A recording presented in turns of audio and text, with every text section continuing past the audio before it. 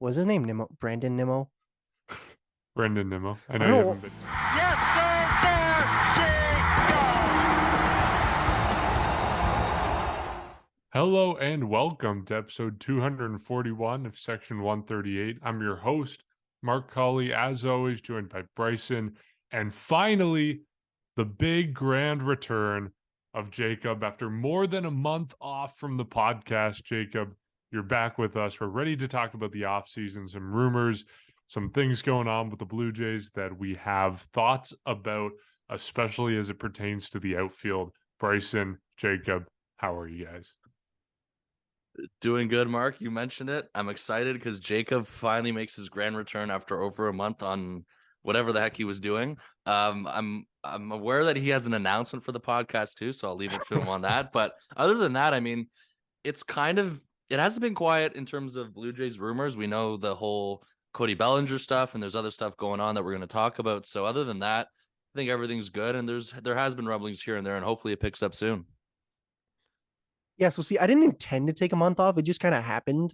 But so I told you guys beforehand my announcement was really dumb. So just warn yourselves or just be aware. Basically, if you follow the Section 138 Instagram, I made a post sometime last week where I said I was quitting to become a full-time professional Pokemon streamer.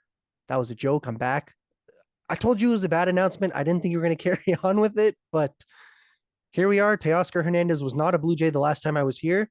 Or sorry, he was a Blue Jay the last time I was here. He's not now. Got a lot to talk about.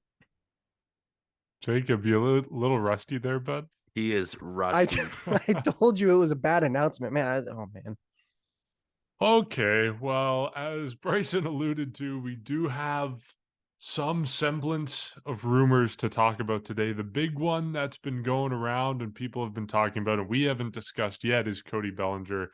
He is a free agent after being non-tendered by the Los Angeles Dodgers, and according to his agent, Scott Boras is only going to sign a one-year deal. Of course, we know his track record going back to, the golden years of his career when he first comes up and has MVP caliber seasons, but then kind of tailing off over the last few years and not being able to produce anything offensively. But with the Blue Jays having a hole in center field and a hole potentially in right field, depending what happens with George Springer, they need an outfielder. And Cody Bellinger is, of course, on that list now alongside the likes of Brandon Nimmo. And as we will talk later in this episode about alongside the likes of Kevin Kiermaier and Joey Gallo. But we're going to start with Bellinger. I'm curious what you guys think about this rumor. We had a little discussion offline about this, about what type of deal he might get, what it might take for the Blue Jays or any team really to sign him, given kind of the uniqueness of his situation. He's a high potential guy who has a very low floor, and we've seen what that floor is over the past 2, 3, 4 seasons. He hasn't been good. There's no other way to put it. With the Dodgers over the last few seasons, he's been pretty bad. And ultimately, that's why they non-tendered him at the start of this offseason. So I think wherever he ends up, people are going to be happy with the deal because ultimately you're probably signing him to a 1 year, maybe if we're being generous, I don't know, $13-15 million deal max, I think. And that's not a lot to commit for the type of player he could become. And if he doesn't, it's a 1 year deal. You take a gamble, it doesn't pay off, you move on. I'm curious what you guys make of these rumors, whether you think he's a good fit for the Blue Jays, and if the Blue Jays ultimately should go out and get him. Well, when you look at the outfield next year, it's not even as if you have three legitimate outfielders that if you go out and get Bellinger, he can just be your fourth outfielder because Tapia is not on this team as of next season. So if you want to go out and get somebody like Cody Bellinger, you also need to consider that unless you want to go from the farm system or whatever, you do need another outfielder, whether that's Brandon Nimmo, somebody like that. And I think initially, when we talked about this, I said a 3 year deal, like just off air. I said that. I don't mean realistically, that's probably not going to happen. I think 2 or 3 or 1 or 2, 3 maybe, but I think a lot of people are a little traumatized from the Kikuchi signing. But I don't really think that he'll get a 3 year deal. I think a 2 year deal at the absolute max. But I don't know. It's one of those things where it could work, it could not work. Maybe it is just a change of scenery. He's been in the NL his entire career. He's been with the Dodgers his entire career. He does have all-star potential, making it in 2017-19, played the entire season back in 2018. Like, he does have the capability of being a good, should I add, left-handed at bat. He's average early in his career with the Dodgers up, it was actually 300 back in 2019, above 300, up in the high 260s those first two seasons. So this isn't somebody who it's not somebody that doesn't have a track record. It's just somebody that's kind of fallen off since, the last couple of seasons. And see, it's not even like last season where you did have three legitimate outfielders. Like, you are now in a situation where you need three good outfielders, or you need two more in order to even just have three good outfielders. And so I think you do need to go out and you need to get two outfielders, I would say, a bench outfielder and then somebody else. But you need to go and get two outfielders, and whether that's Bellinger and Nimmo, I don't know. I would like to see both of them, obviously, with Bellinger being that left-handed at bat. I guess the one worry is say you throw him into a 1 or 2 year deal and it doesn't pan out, you then are stuck with him. However, I really like, if it's a 2 year deal, it's not the end of the world in my opinion. And the best part is you can then, in theory, you can move Springer to right, and then I think that'll solve a little bit more of hopefully his injury problems and the aging body of George Springer. But I think it's not a bad option. And we're at that time of year where it's just Blue Jays are interested in this guy, this guy, this guy. Rumors are everywhere. We kind of need to take things with a grain of salt, but you also need to consider that after last season, it's clear this team needs a left-handed at bat. They now also need an outfielder. He fits both of those, and I don't think that that's a bad idea for them to at least target. Yeah, I mean, you're right on that one. And it connects to our last episode of the discussion that Mark and I had obviously after the Teoscar Hernandez trade, and basically understanding that he's gone.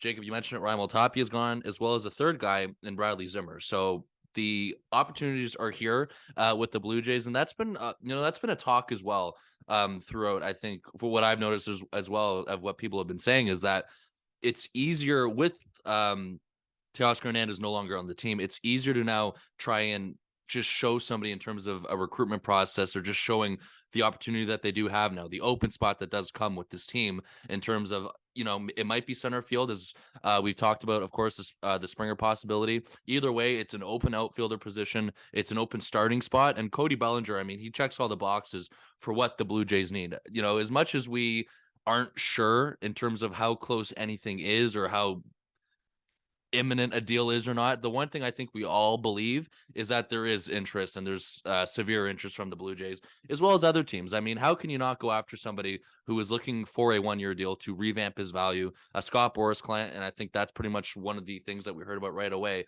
is for a guy like Cody Bellinger, you're going right back to a 1 year deal. You have to revamp your value, and no matter if it's something that you have a 1 year deal, you have a 2 year deal with some sort of player option, whatever it is, it's an opportunity to revamp your value. This is a guy, of course, who's the 2019 NL MVP. We know what he brings when he's healthy. However, the past 2 seasons for him have not been good. And that's obviously the reason for the non-tender decision that the LA Dodgers did make.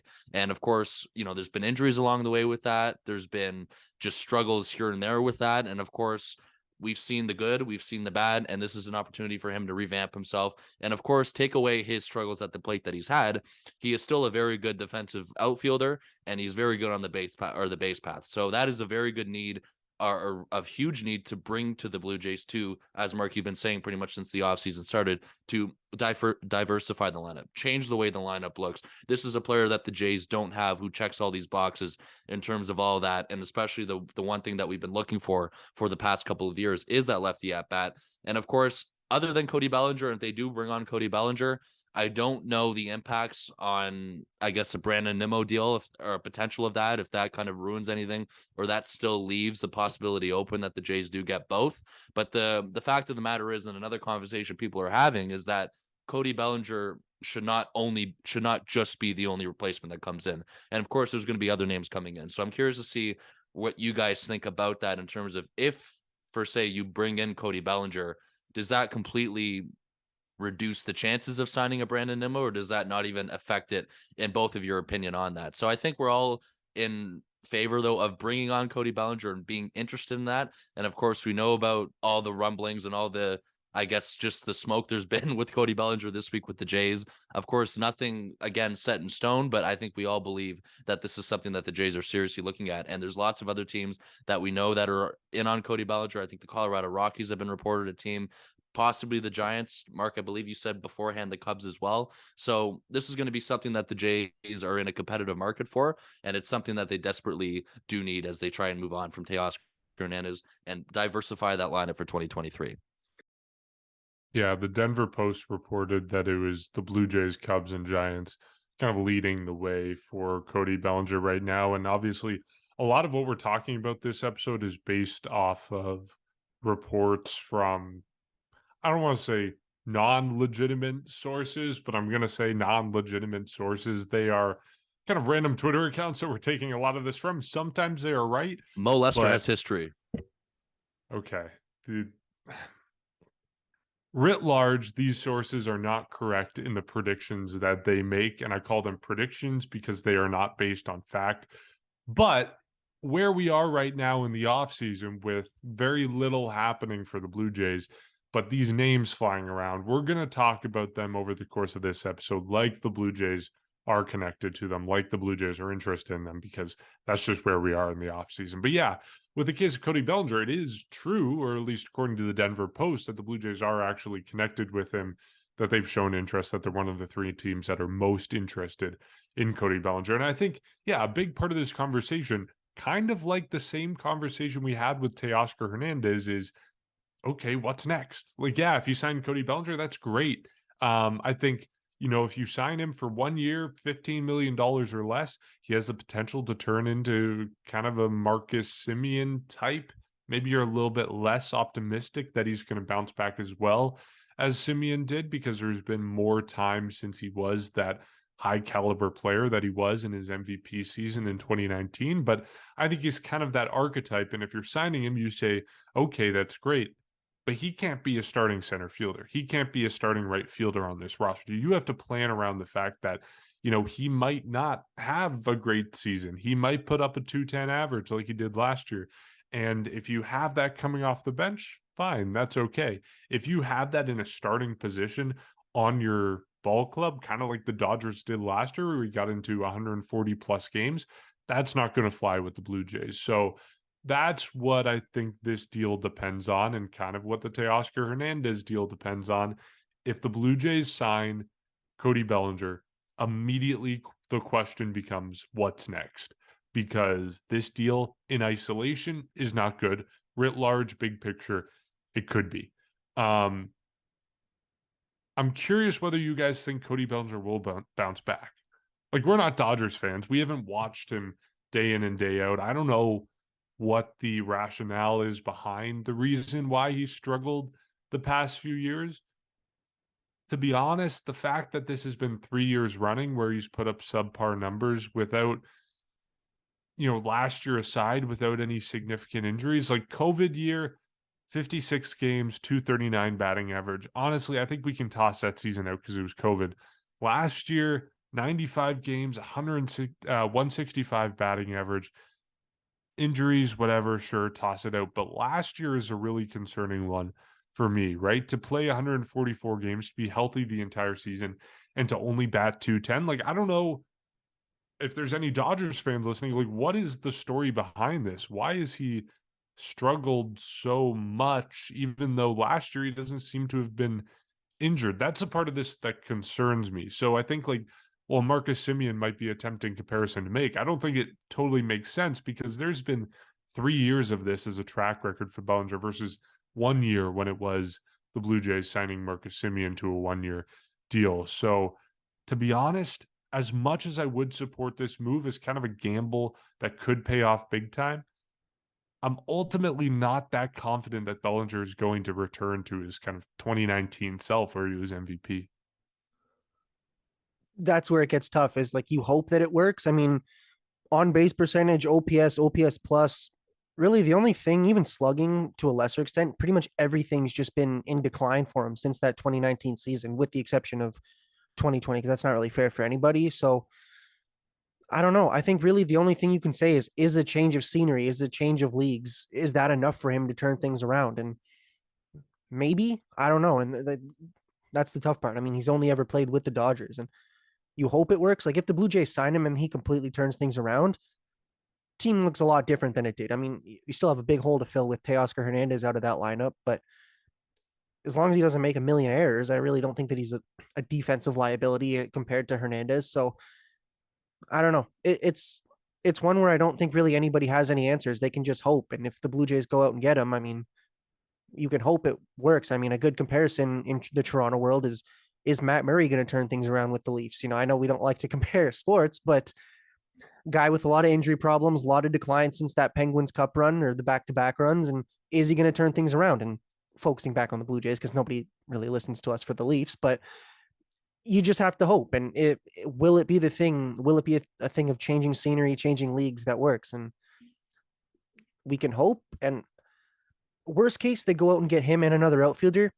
If he's a bench bat, I don't think that that's necessarily an awful opportunity for him to have. And another thing, we talk about Bradley Zimmer not playing a lot, but he plays a lot defensively. You can put him defensively. You can have him just not be a defensive liability, but it's all really we can say. Like if he comes to this team, I hope for him to do, the best that he possibly can. At best, you're getting a guy that can play, his first 3 seasons playing nearly every day, with the exception, I guess, of 2017, only playing 132 games. Like he played a lot in those seasons, and even last season too, a down season, but he plays a lot.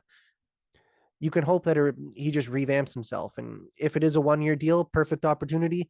You then now have, you're proving to the rest of the league that, yeah, I'm better than what I previously was. It's all we can really say at this point. Like, is he going to turn things around? And I don't know. Yeah, that's the gamble with it, but of course that's what makes the whole 1-year deal thing attractive, because we all know that nothing can really go wrong with that, and why not if it really works out? But that's the thing, pretty much, I guess, related to what I asked you guys before, is that let's say again hypothetically that Bellinger does come here, that's obviously far from what the Jays are finishing from in terms of perhaps they still try and get a Brandon Nimmo, or they get somebody else, obviously, who could be available. I don't think they stop with that. And of course, a part of that is because, first of all, they need obviously more outfielders, but another part of that could be the lack of, I'm not going to say the lack of complete confidence, because I do think if the Jays are bringing in Cody Bellinger, they have some confidence that he's going to try and turn this around. But however, you still need to replace Teoscar Hernandez. You still need to add an outfielder to make your lineup even better. And in the case where Cody Bellinger bounce back season does not happen, at least you have another option there that could produce to your lineup every day. And that's basically where I guess the result of this contract will be, is that you're hoping for a rebound of Cody Bellinger. The problem with Cody Bellinger, what we've seen MVP Cody Bellinger, and then we've seen somebody fall off a cliff pretty much essentially starting after the 2019 season. So I think the easy answer here, and it is an easy answer, but I think it's the most realistic answer, is that I don't know. I don't necessarily think we're expecting 2019 Cody Bellinger. Of course, you never know, and you always have to leave the door open for that. But is there some sort of middle ground that you can find between 2019 and, not even a middle ground, I should say, even more of an improvement than a middle ground from what you saw in 2021 and 2022? Because the numbers are concerning in terms of the steep or the drop off that he's had. Mark, you mentioned it earlier. Jacob, you're mentioning as well. Pretty much other or more stats than the usual ones.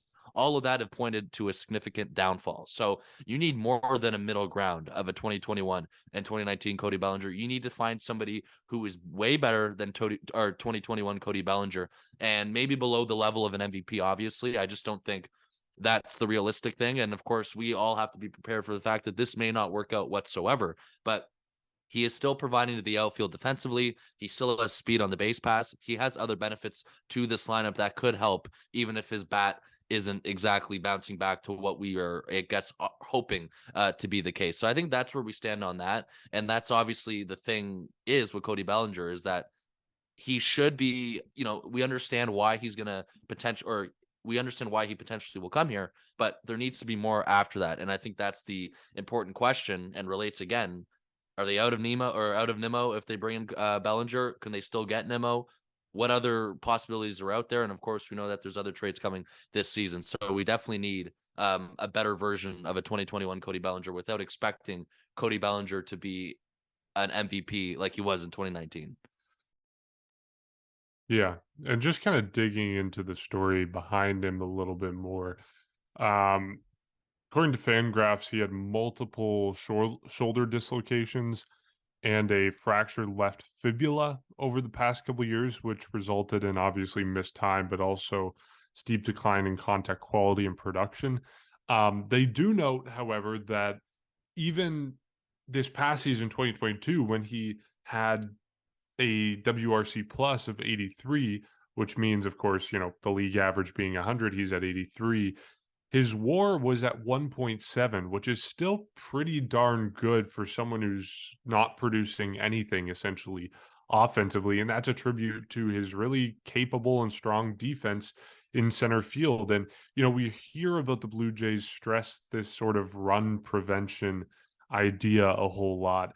And that could be where Cody Bellinger fits into this equation, right? Obviously, looking towards the offensive stats and hoping that he rebounds a little bit, but also just being confident and trusting in what he does defensively. And just to touch on the offensive stats a little bit, Fangraphs finds some things to be optimistic about offensively about him. It tracks his kind of his approach at the plate, how aggressive he's been in 2021. Of course, the season when he was at kind of the low point. He was chasing a whole bunch. His swing rate was really high and his exit velocity was down, but we saw that tick up in 2022, and maybe that was a result of being more healthy, coming back from the injuries, getting more comfortable. So maybe we'll continue to see his approach change next season, and maybe that's what the Blue Jays are kind of pursuing and hoping for. So a couple different things to pull on and be optimistic about, and some of the reasons why I think the Blue Jays might be hopeful about him. And the last thing to mention is just that he may benefit from the shift ban as well. You look at his spread, and it's the type of spread that would benefit him with the shift being banned. So I I can see why the Blue Jays would be interested in him, and I can see why this deal makes sense, and I can see why you would expect a little bit of an improvement from him in 2023, but it's nowhere near enough to bank on him. You still need to go out and get someone like Brandon Nimmo, where, we keep talking about him. Maybe he's out of the Blue Jays price range. Maybe that's a little bit too much to expect because he's probably getting a deal. I would wager if he's signing with the Blue Jays, it's kind of looking like maybe not quite George Springer's deal, but in that range because, of course, we know the premium it takes to sign someone to come up to Toronto. And I think that might be a bit too pricey for the Blue Jays at this point. So maybe not Nimmo, but I think someone below him, a notch below him. I know there's not many options in the free agent market for outfielders besides Aaron Judge and Brandon Nimmo, but you need a top quality guy if you're going out and getting Cody Bellinger. Now, we can kind of shift the conversation to some of these other guys the Blue Jays have been mentioned alongside in these sketchy rumors that we've been seeing on Twitter. Kevin Kiermaier and Joey Gallo have both been connected to the Blue Jays. We'll shout out Thomas Hall, who's the one who reported this. Again, we don't know if it's true or not. We don't know the validity of these rumors, but we're going to talk about them anyways, just because they are entertaining to discuss when we have nothing else to discuss. But the same thing goes for Kevin Kiermaier and Joey Gallo. If the Blue Jays sign them, it's the exact same thing as Cody Bellinger in my mind. Maybe you don't expect or are as hopeful for high offensive production, but at the same time, neither of them are going to be or should be a starting outfielder. You still got to go out and get someone who's going to be able to start day in and day out and give you really high offensive production, not just high offensive production, but diverse production and run prevention in the outfield. So I think that's kind of the big picture of things. Let's dive in a little bit more on Kiermaier and Gallo. What do you two make of the Blue Jays being mentioned alongside these guys? To some extent, it makes sense because the Blue Jays need an outfielder. These are guys who they would be interested in. I think Gallo will probably come at a relatively low price. Kiermaier is older. He'll probably come at a relatively low price, but he offers the upside of very strong defense. And of course, as we've talked about, runs saved in the outfield is a priority for the Blue Jays. So a couple different things to pick up on here, but I'm curious to get your guys' thoughts on Kevin Kiermaier and Joey Gallo. Honestly, I think this is just what we've come to expect over the last couple seasons in the offseason. It's just Blue Jays are interested in everybody. And realistically, So like, you don't think they'll sign one of these guys? well, if you consider Nimmo, Bellinger, Gallo, Kiermaier, one of them for sure, I would say is going to get signed. But we're at that point where like most of who they're targeting is just targeting for the sake of doing their due diligence. And as for Joey Gallo, I don't like that. I'm just going to get that out of the way. I think he strikes out way too much. And yeah, there's the upside of the shift being banned, so you can't have four guys in the corner at right field. So there's a little bit of a benefit for him, but I don't like that. I don't think that the Blue Jays, yeah, he's a lefty, he can hit for power, but he's not what they need. They don't need a guy to hit a bunch of home runs and absolutely nothing else. They need a lot more than that. And I'm not saying he's a bad defender. I'm not saying he's the worst option out there. I just don't see him as a fit for the Blue Jays. And as for Kevin Kiermaier, I mean, same thing. Like it's sort of a grain of salt. It's a guy that is going to hit, a little bit better than, I mean, better than what Bellinger has been doing these last couple seasons, but not the player that he used to be back, when he first came up in the league. A little bit older, like you said. I think if you're going to get either of them, you got to get another guy as well. And that's the thing. When I mentioned those four outfielders, they're going to at least get one, but I don't think that that's enough. I think you still need to go out and get somebody because realistically, neither of them are close to what Teoscar Hernandez could do offensively. Yeah, the defense is definitely a bit of an upside for most of those guys that I named, but I think regardless of who you get, you also kind of need to go out and get Brendan Nimmo because you need that lefty, need that guy can hit for a bit of a higher average. Average is up in the 260s, 270s a lot for Nimmo. It's one where I do think that you need to go out and get multiple. Like this cannot be we got Kevin Kiermaier and then we're going to call up some random guy from the Bisons and call our outfield today. Like that cannot happen. And so I don't know. At least thankfully there is no lockout now. So I think it was maybe around this time last year where I think it was December 1st, if I'm not mistaken, something like that, where out of nowhere it was just rumors, crazy like that. Carlos Baerga going absolutely haywire with all of his posts, and we're all hyped. And then we had 3 months of nothing. At least now that's not the case. Like we'll probably end this calendar year knowing at least better who the Blue Jays are going to have in their outfield. And I think if you can just kind of group Joey Gallo and Kevin Kiermaier into that group of 4 or 5, if you want to add some other names of, there's a group of players the Blue Jays need to sign one, if not two of them. And if they don't, I think that, yeah, you get good relievers in the Hernandez trade, but the outfield will be considered probably one of the bigger weaknesses of the team if you don't go out and do that. They're going to have to go and get somebody. I think we all know this. And the fact is they need to, if they want to go back to where they were last year, or even be better than what they were after all the lessons they've learned. And it's interesting you mentioned, I guess, other alternatives, Mark, about Joey Gallo and Kevin Kiermaier, because I believe it was a couple days ago, and this kind of relates to what you were saying earlier, where Jeff Passan was right. It was an article he was on an interview along the lines of that, and he believes that Brandon Nimmo, from him again, could get a 6-year deal worth $130 million. So that relates to your question about how much is this team willing to give Brandon Nimmo? And I guess the other question is, could he actually get that from one of these teams that are interested in him? And I guess it's definitely important to have other alternatives out there. But basically, what Jeff Passan is saying, and these numbers are all in a ballpark range, but that's an idea of what Brandon Nimmo will likely cost to come here, or to go at pretty much no matter what he's going to get on his next contract. And that could be another contract that ties this team up. We don't know how I guess they are willing to spend if they want Brandon Nimmo and they continue to be interested in Brandon Nimmo, but it's definitely an important factor to add when you're looking at that. And of course, if you want to compare it to a guy or two guys like Kevin Kiermaier and Joey Gallo, it's definitely going to be nowhere close to that. And I guess I can start with Kiermaier. I don't like the idea of him coming here just because of the whole history with the Rays and the whole rivalry. And then of course, the thing that highlights to me is the whole situation where the card from Alejandro Kirk's wrist came off and he stole the whatever the heck it was in terms of the notes and all of that. To me, it leaves a little bit of a sour taste in my mouth with Kevin Kiermaier. I never have been the biggest fan of him because of that. And for me, like, you want to compare him to bringing in a guy like Cody Bellinger. Mark, you were going over his WAR and his advanced stats earlier. At least there's some sort of, potential payoff with Cody Bellinger where he can hopefully bounce back and be somewhat of an above average hitter on this lineup, where Kevin Kiermaier has pretty much shown year after who he is, and he's pretty much been the same player.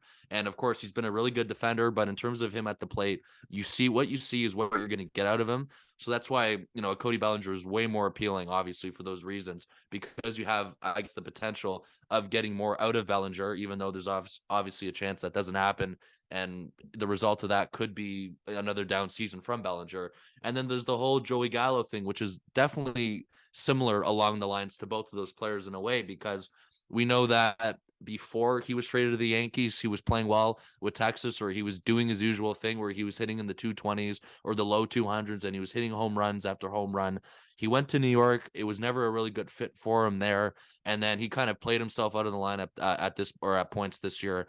And then that led the trade of the Dodgers, where the Dodgers believe that they could potentially fix Joey Gallo, and that can kind of turn the season around. But at the end of the day, he pretty much had a little bit better than what he did in New York, but still numbers that would signify somebody who was struggling. So there's I guess, another chance with that if you bring in a guy like Gallo, a potential for somebody to be better like that. But those are guys that you're taking massive risks on. And that's what you're talking about earlier when you were saying this, Mark, is that how confident are you, for example, if you bring in Cody Bellinger, how confident are you that he's going to be better than what we saw the last couple of years? And if you're bringing in guys like that, you always have to prepare yourself for the possibility that that's not going to be the case. So these are alternatives that the Jays are looking at.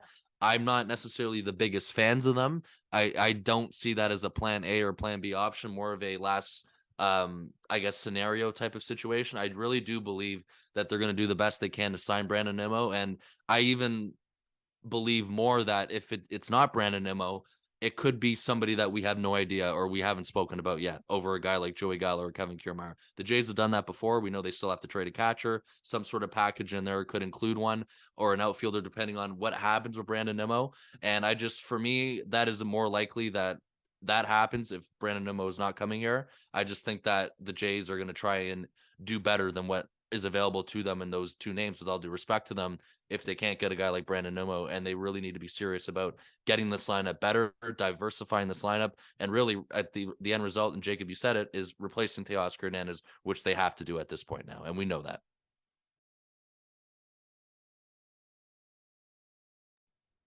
If the Blue Jays sign one of Bellinger, Kiermaier, or Gallo as their fourth outfielder, are you happy with that? Just yes or no around the table. As their fourth, yes, but they still need a third outfielder. I think that's the problem. Yeah. Well, they're not going to sign him as a fourth and then just leave center field empty. Well, okay. That's what I Like, mean. That's what I okay, imply so then- with the To question. answer your question, Yeah, Mark, yeah. yes. If they go get somebody else, then yes, I'd be fine with them as the fourth outfielder. Okay. Thanks for Okay, clearing that yeah, up, Jacob. Me too. I think that's the right place to be at. Neither of these guys should be any of these guys shouldn't be starting, but if you put them on the bench, I think that's a great option for the Blue Jays. And I like Joey Gallo better than Kevin Kiermaier. I think the magic is in the beard, and when he went to New York, it went away. And I think once he grows it back, it'll come back, and the power will come back. And I guess my one concern is I don't know how sustainable his power is off the bench. Like, we already know how much he strikes out and how much he struggles to get on base sometimes. And I'm a little worried that if you're putting him on the bench, then that's only going to be exasperated and he's just going to struggle more. But ultimately, having Joey Gallo as your fourth outfielder, or having Kevin Kiermaier as your fourth outfielder, as a guy who can be a defensive replacement, would be so much better than having Bradley Zimmer as a defensive replacement or JBJ as a defensive replacement. No offense to JBJ. I know he's much more of a fan favorite than Bradley Zimmer was, although Zimmer kind of... What do you mean? He was a Blue Jay legend. Zim Shady. Rest in peace, no longer a Blue Jay. Okay. The last thing we have to talk about, Bryson, you mentioned it there. You let it slip in, the catcher situation. The Blue Jays still have to trade a catcher. And one of the rumors we got this past week, again, I will say, not a reputable source. One of the rumors we got this week was that Danny Jansen is the odd man out in the Blue Jays catcher situation, and that they want to trade him over someone like Alejandro Kirk and over someone like Gabriel Marino, because this report stated that the Blue Jays believe in the athleticism of Gabby Marino and obviously the offensive production of Alejandro Kirk. This kind of goes against what Bryson and I thought. I think both of us thought that Danny Jansen was one guy who wouldn't get traded. But to be honest, when you think about it, I don't know. Maybe this is showing that I don't have much resolve in my opinions, but I don't know. Like, the more and more I think about it, the less and less confident I am that Danny Jansen is staying on this team. And I know that goes against what I've been saying for the past 8 months since we started having this conversation, but I don't know. I'm just less and less confident that he's staying on this team. And I don't know. The more this situation progresses, the more comfortable I get with the idea of trading him. I still think he is the Blue Jays' best bet as a starting catcher, just because of the way he handles a pitching staff and his defense. But I don't know if the Blue Jays think the same way as me. So I'm getting less and less confident that he's going to be the starting catcher for a couple more years. Do you guys believe this report? Do you think Danny Jansen could be on his way out? Are you shaking at least for Bryson, your belief that Danny Jansen is the one catcher the Blue Jays will keep? Well, when you said that you think Jansen's the best starter that they have, I'm in the same boat as you. Like I love Alejandro Kirk. I think his offense has a lot of upside, but I don't know if you can necessarily trust him behind the plate 4 to 7 or 4 to 6, 4 to 5, whatever you want to call it, 4 to 5 times a week. Like he'll get in the lineup, but I don't really think that he's a starter, at least not right now. And as for Gabriel Moreno, it's tough because, we talked about this. I remember when the Barrios trade happened, it's like, is Simeon Wood Richardson or Austin Martin, are they going to pan out the way that you think they are? Or is Jordan Grosjean's going to pan out the way that you think he is? Like we always talk about how it's okay to unload a prospect because you never truly know. I don't know. I think Danny Jansen had, a much better season than a lot of people were really expecting. Like he finished 2021 quite hot. Then this season, obviously only 73 games, I think it was. So, a little bit less than half the season, but you had 3 catchers for a while. So I kind of understand it. But 260 average, obviously, the home runs obviously were a lot up. I think career high in home runs with 15. RBIs were up a little bit more than his 2019 total. So he had a better offensive season than I think anybody expected, and the defense was always there. And so that's why I don't really know.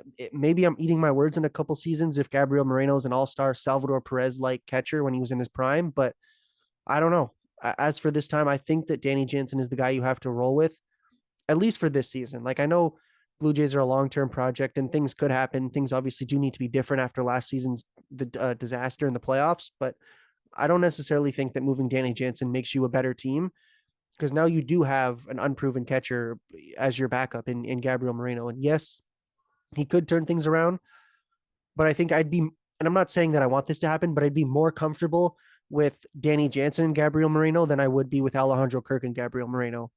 Could just be me, but I don't really think that I don't think you go with that type of tandem. I think that if a catcher is to stay and is to be the starter, it's got to be Danny Jansen going forward. And so keep him for this season, keep him, don't move him this off season. But if you do get into the point where next season or the season after you are realizing that, yeah, we do need to get rid of Danny Jansen if we believe in the upside of Gabriel Moreno, then by all means, I'll eat my words on that. But as of right now, knowing what we know, I think you do need to roll with your two best catchers in Danny Jansen and Alejandro Kirk and not necessarily be so willing to bet on a prospect. And it could go wrong, but I do think that it just making that huge gamble on such an important position could have a lot of downside.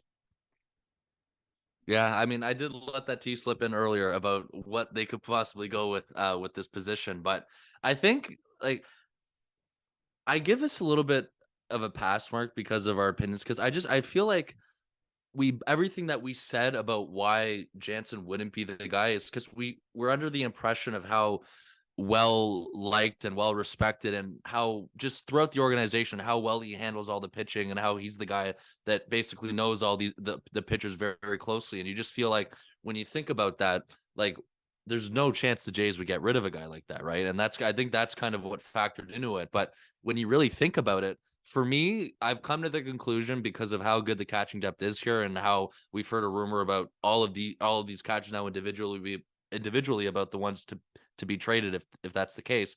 I have now come to a conclusion where I have a case to be made for any of them, which means whoever the heck it is that gets traded, I'm probably going to be fine with it as long as the return's good. Of course, the trade has to be good, but if the return and everything's good, I can come to peace with whoever it is that the Jays decide to move, because you can make a case on any of those three who you can move, because pretty much of all the points that we've laid out all year, going back to the summer, about a guy like Alejandro Kirk, who of course had a really great year as an all-star, and of course Gabriel Moreno, the promise that he has and has shown at times, and the confidence that he has within this organization, and then Danny Jansen, who, when he was healthy, of course, he had pretty much he had a really good start to the season. He got injured a couple times. He came back, kind of had a little bit of a slow month, but at the same time, his numbers, or certain numbers that he posted, were among the league leaders in terms of OPS, or I should say on the team.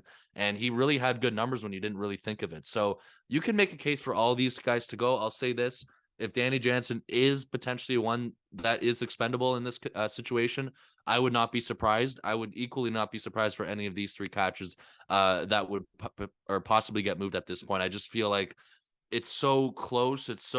It's gotten to a point where it's kind of unpredictable now because of this, because it's just been conflicting reports on all of this. And if you really want to entertain the idea of Jansen being gone, though, in this case, because we've done that the least in terms of comparing it without Gabriel Moreno or Alejandro Kirk. I mean, you take Danny Jansen out of the equation. Jacob, I know you said that you aren't comfortable with Alejandro Kirk in there every day. And I think as much as that could be still be true, I think he definitely did take his stride in showing that he could be reliable after this season. I know he didn't get quite to, a total or a whole number of games without Danny Jansen, but he still pretty much appeared in 78 games behind the plate, and he also had 51 appearances as a DH. So he did a really good job filling in for the voids of when Danny Jansen was absent. Perhaps that you are fine, or you kind of have seen it to an extent where you could possibly be comfortable with it. And of course, with Gabriel Moreno, I mean, if that's the case, you understand that he's going to get a lot of playing time too. We know the athleticism is what the Jays are pretty much high on, and with Gabriel Moreno, and he's the top trained prospect in baseball for a reason. Of course, he still has to prove it, yes, but the Jays are very confident with this, and he's likely, or it's going to be obviously probably a platoon type of situation as well, where you can use Kirk as much as you can, but not keep him on his feet every single day of the week. And I think the Jays did a really good job of balancing that out last year when they had the chance to without Jansen. And I'm sure they can find a way to do that again this year if they decide to move on from Danny Jansen. But it's new in terms of hearing about a Danny Jansen report that he could be the odd man out. Once again, wouldn't be surprised. And at this point, for me, it's a guessing game on which one of these three are going to be moved, but one of them for sure will be moved, and I can be fine with any of it, I think, at this point, because of how good they all truly are. And that's kudos to them for how good each and every one of them are, and their catching depth is really good on this team. Yeah. I think the few things that I'm thinking of, in the case that Danny Jansen is moved, I don't think Alejandro Kirk has to play every day, because you do have Gabriel Moreno. Like, it's not an if, or, if this happens, that has to happen.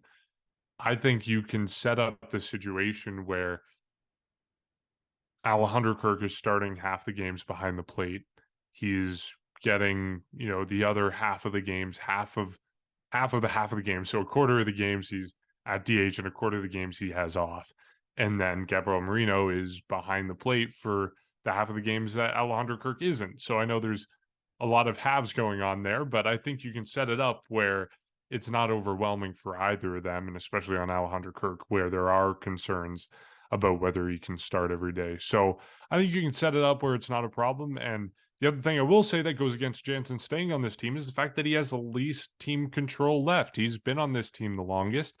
He's going to be a free agent the soonest. And when you look at it that way, this is kind of the time that teams normally make a move. I mean, we saw it with Teoscar Hernandez coming off the books next year. 1 year of eligibility left, and the Blue Jays decided to move him. That's the time teams move players. I know Danny Jansen isn't quite at that point yet, but it's getting to a conversation where that is the case. So I don't know. Yeah, I flip a coin, and that's who is going to get traded. It's really that close, I think, and only time will tell. But we know that one of them will be traded, and of course, that's coming down the line. I think that's all the baseball we have to talk about. I do want to throw a question. Oh, yeah. Okay, yeah. you go first, and then I'll go. Oh, well, I was going to say a non-baseball question. I was going to ask about the World Cup because that's on right now. And that's all I'm paying attention to. Jacob, I don't know if you've been watching it much. I know There's no Bryson chance. has. Yeah, what do you There's no mean? ch- What do you mean no chance? There's no chance. I watched like 75% of Canada's first game. I think Name all the teams in Canada's group. Can you name the team they played on Wednesday? Oh, okay, I did watch Okay, it. that's rough. He doesn't even know who they played. No, I That's did. cut What it. was the Like, final score? It was 1-0. I know that. Okay. Okay. I don't remember off the 1-0, top. as the football people Yeah, would 1-0. say. Okay, fair enough. I am watching it, sort of, not really, but like, it is what it is. Okay. They played Belgium. Anyways, they played Oh, Belgium. yes. Okay. They're I'm not going gonna. to play. I'm not gonna tell you my Belgium story. They're going to play Croatia on Sunday, and they're going to play Morocco on Thursday. My question to you guys, or maybe just Bryson, is: do they get out of the group stage? I'll just go Well, first. Let me. Okay, you go. I don't even know how the group stage round works, so I'm course just gonna not. say Okay. I don't know. Okay, 4 well, teams, top 2 get out. there you go. And the fact that they lost the first game, now basically the thing is you can't lose again. It's now a must win or must draw. I do like their chances of coming out of the group though as a second team. I'll give them the chance for that. I think they can play Croatia well from everything I've seen. Yeah. I agree with you. I think they're making it out of the group stage. They played so well against Belgium, and it was really just that mistake at the end of the first half. So yeah, I'm confident. As long as Alphonso Davies doesn't take any more penalties. Okay, back to baseball, and we will be looking forward to baseball over the next couple weeks, and hopefully we get some news. Hopefully a catcher is traded, because we know we're going to be talking a lot about that. Until then, as always, you can support our podcast by going to Patreon. That's patreon.com/section 138 pod. We appreciate any support you can give. You can follow us on social media. That's at section 138 pod on Instagram, Twitter, and TikTok. And you can give us a rating and review wherever you listen to your podcast, especially Spotify and Apple. It just helps spread the word about what we're doing. Okay, we'll be watching the World Cup and keeping an eye on Twitter as long as it still exists to find our baseball rumors. Catch you next time.